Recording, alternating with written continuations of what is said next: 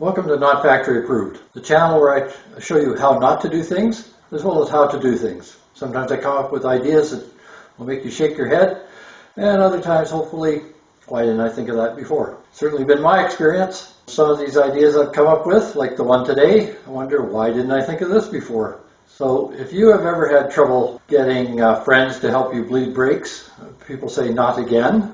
Hopefully today I can show you how to make a simple brake bleeder for $5 maximum, hopefully $0. That will allow you to bleed brakes yourself. You don't have to keep bugging your friends or your wife or your girlfriend or your kids.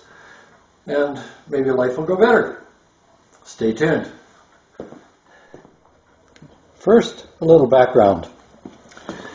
The way I've done it in the past, which is actually usually requires two people, one person to pump the brakes, is I have, in this case, a plastic bottle. This one happened to hold brake fluid previously, but it really is not important.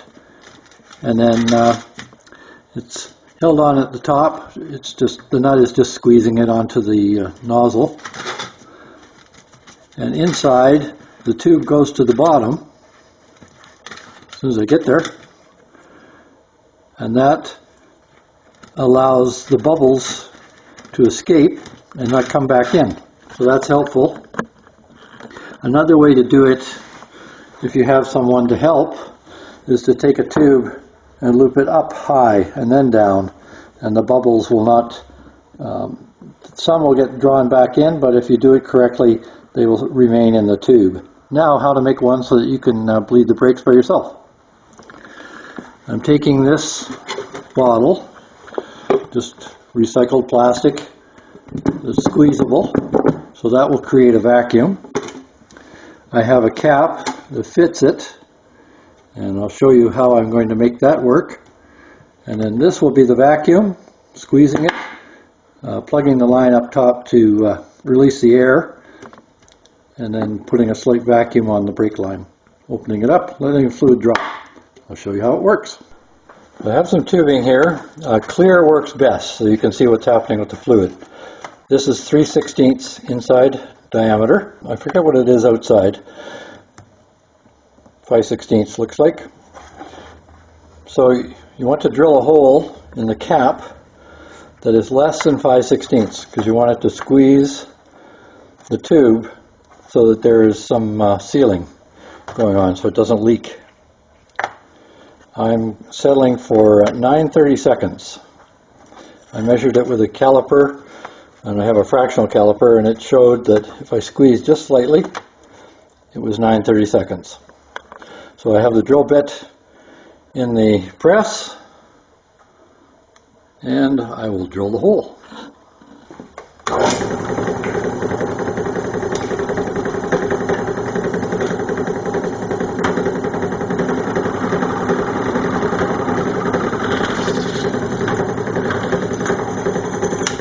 Maybe I should tighten that up a bit.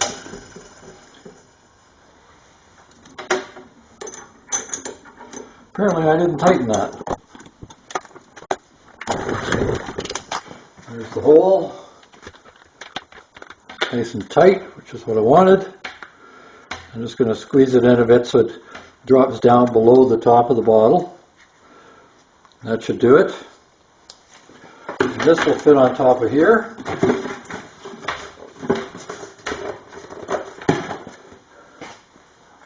If I squeeze the air out, plug it, you can see it holds vacuum.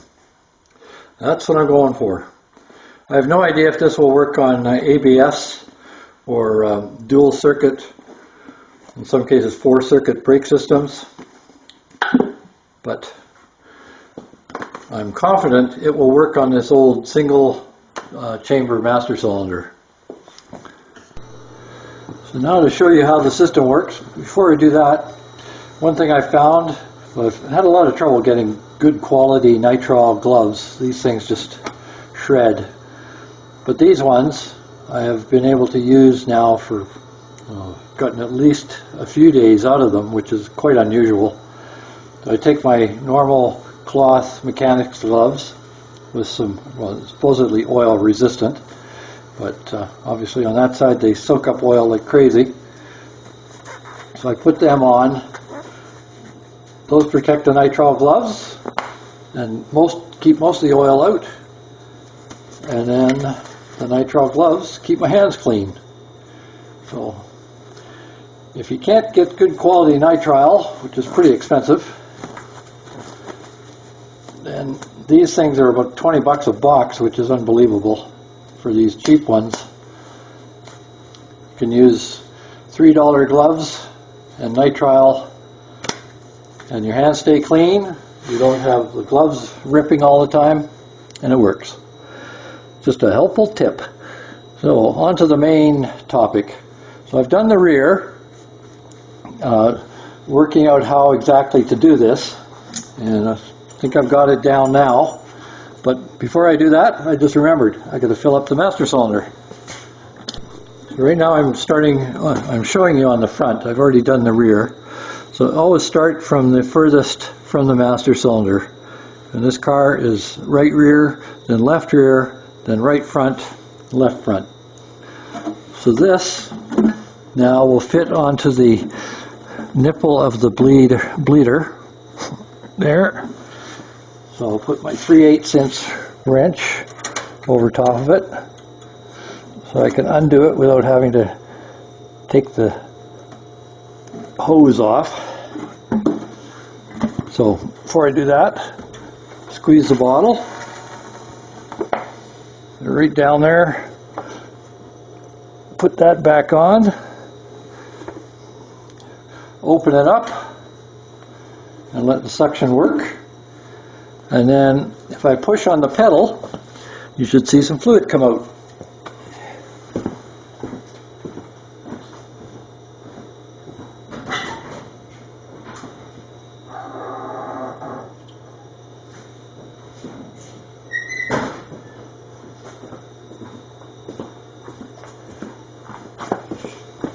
And there we go. Then if I lift it up here, then the air will collect at the top.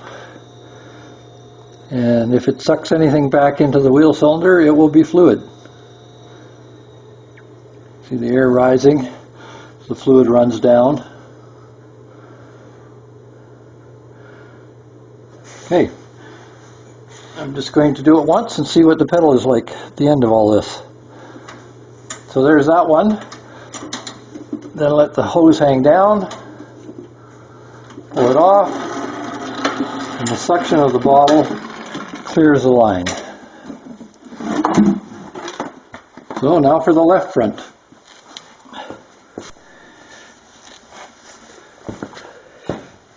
Now you get to see what the suspension looks like in a 40s GM.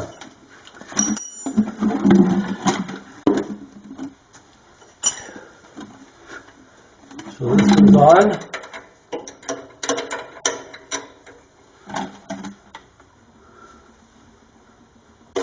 Put the hose back on.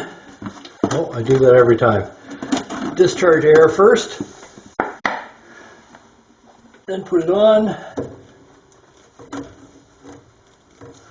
Open it up.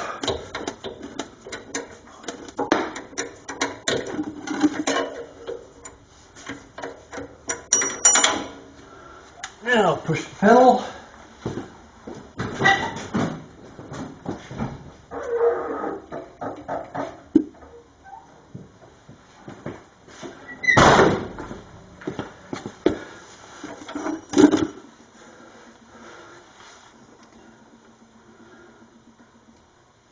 Say this one might need another shot.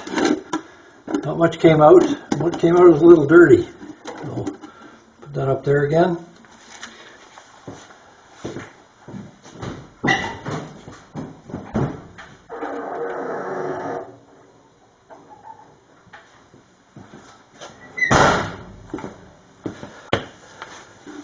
There we go. That looks better. Nice and clean.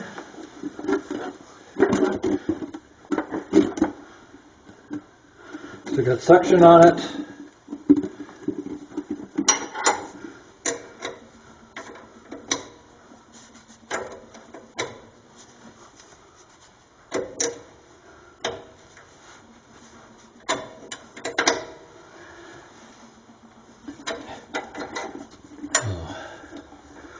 Suction is still there, and pull this off, and it pulls the line clear.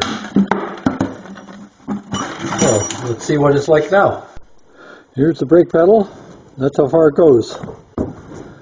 I'd say it's a success. Beauty. All by my little old self. Time to celebrate.